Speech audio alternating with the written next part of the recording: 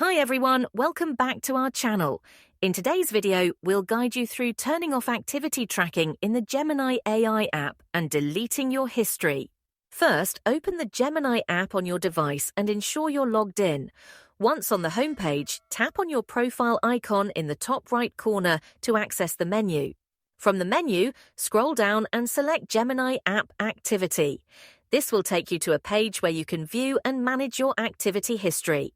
To turn off activity tracking, locate the toggle switch or option labeled Activity Tracking on this page. Tap on it, and a small menu will appear with two choices.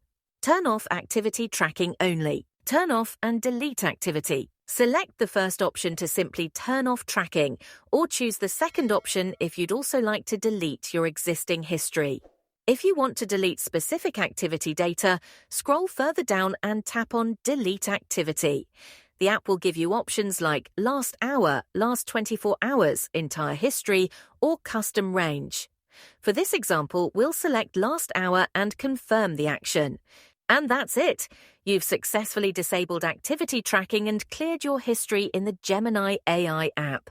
If this video was helpful, don't forget to give it a thumbs up and subscribe to our channel for more tutorials and tips.